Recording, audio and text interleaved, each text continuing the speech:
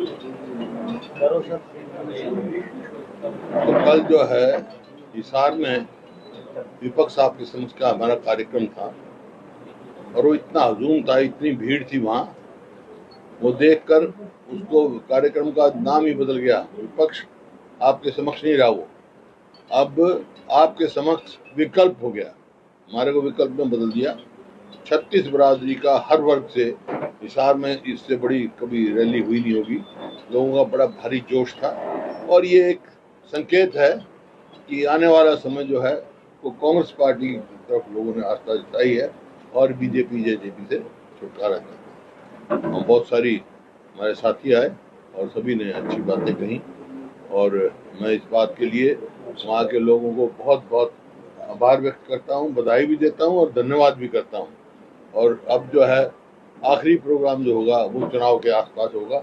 वो हमारा जो है 9 प्रोग्राम हो चुके, 9 पार्लियामेंट्री क्षेत्र में हम कर चुके। अब हमारा कार्यक्रम जो है डिस्ट्रिक्ट वाइज और जो कांग्रेस के अध्यक्ष हैं उदय भान जी और मैं साथ चल के 90 के 90 हल्कों में जाएंगे।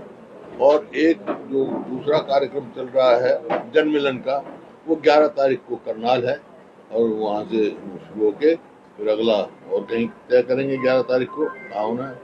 इस प्रकार से हमारे कार्यक्रम करने हैं और लोगों का भरपूर समर्थन हमारे को मिल रहा है। क्या वजह है सर आपको विकल्प चुने जनता? इस सरकार से विमुख हो गए लोग। इस सरकार नॉन परफॉर्मिंग सरकार है, विफल सरकार है और उन्होंने जब तुलना करते हैं पिछले 10 सालों का कार्य हमारा और इस साल का 9 साल होने को हो गए। हिसार गया मैं, जो वहाँ पे हवाई पट्टी थी पहले और 2013 में कैबिनेट में मैंने फैसला करा दिया था उसको डोमेस्टिक एयरपोर्ट बनाने की। वो तो इंटरनेशनल एयरपोर्ट की बात करें, अभी डोमेस्टिक ही शुरू नहीं हुआ उनका। 9 साल में, 9 साल बहुत लंबा पीरियड होता है। कोई भी एक ऐसा इंस्टीट्यूट नहीं है या एक ऐसी कोई ये अपना वो नहीं बता सकते जो मैं कहूँगी 9 साल की इनकी अचीवमेंट है। कोई अचीवमेंट नहीं है। हाँ, उनकी जो है जो प्रदेश प्रति व्यक्ति आय में, प्रति व्यक्ति निवेश में और नौकरी देने में, कानून व्यवस्था में नंबर 1 था। आज जो है वो महंगाई में, बेरोजगारी में, अपराध में ऊपर वहां से पहुंच रहा है और कर्जे में हरियाणा को डुबाने का काम किया। लोग समझ चुके इसको। और जो इनकी नीति थी बीजेपी जेजेपी जो थे वो समझ गए नीति इनकी झूठ, फूट और लूट। लोग समझ चुके इनका और कोई काम नहीं है। झूठे वायदे करते हैं। कभी तो कहते हैं किसान की आमदनी हम दुगनी कर देंगे 2022 तक, कभी कहते हैं हर व्यक्ति को हम छत दे देंगे 2022 तक, हर किस्म से, और किसान को हम पूरा MSP देंगे। और ये सारे वायदे झूठे निकलते रहे उनके। कभी कहते हैं 15-15 लाख रुपए देंगे हम, और ये जो है जेजेपी घोषणा पत्र में था 5100 रुपये हम पेंशन करेंगे, ये करेंगे, वो करेंगे, सब खोखले निकले। तो लोग इस बात को समझ चुके हैं इनकी झूठ फूट और लूट की नीति अब नहीं चलेगी। कहीं आपस में जात पात का झगड़ा फूट डालने की कोशिश करते हैं, कहीं धर्म के नाम पर फूट डालने की कोशिश करते हैं। लोग समझ चुके हैं। कश्मीर श्रीनगर लेह मार्ग पर एक हादसे में 9 सैनिक शहीद हो गए हैं जी। श्रीनगर लेह हादसे में 9 बड़ा दुखद हुआ वो, और उसमें हरियाणा के भी बच्चे हैं, तो पूरे देश के ही हैं, वो देश के हैं। तो उस बात की मेरे उनको श्रद्धांजलि अर्पित है और उनको मेरा सलाम है जो देश के लिए कुर्बान होते हैं। हरियाणा में गोरक्षा कानून है सबसे मजबूत है देश का, लेकिन लगातार गो तस्कर और गो रक्षक इन दोनों की संख्या बढ़ती जा रही है और आए दिन मुठभेड़ हो रही है। देखिए, मैं तो गौ भगत हूँ। मैं तो जब मुख्यमंत्री था जब भी गाय को रोटी दे के दफ्तर में जाता था।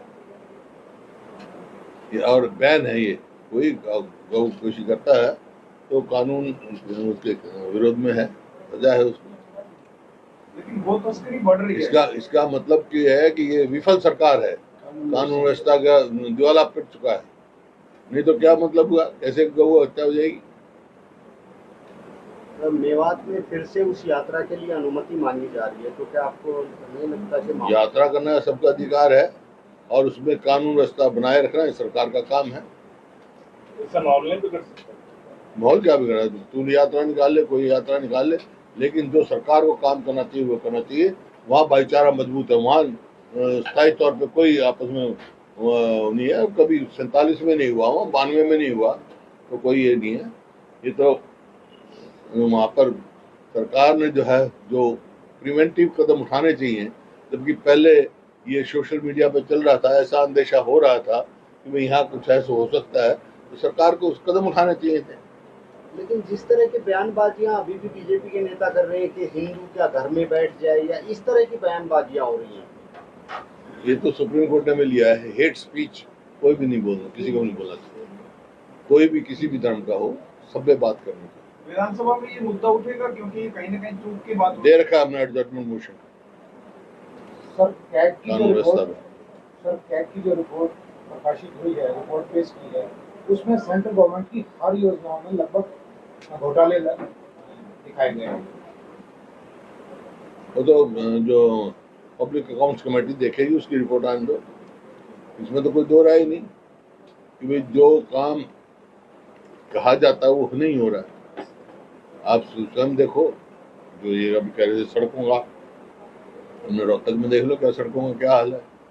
मैं आया था सुबह वहाँ से, कौन सी सड़क थी, वन सिटी से आए थे, कौन सिटी से आया, जब देखा मैंने स्टेडियम से आगे जाकर उन्होंने बुरा हाल है। इस मुद्दे को कांग्रेस उठाएगी क्या सरकार पे? किसकी मुद्दे को? सड़कों वाला मामला है, सीवर वाला मामला है। पहले भी उठाते हैं, जो विपक्ष का काम है वो हम करेंगे। सर CWC में अपने हरियाणा से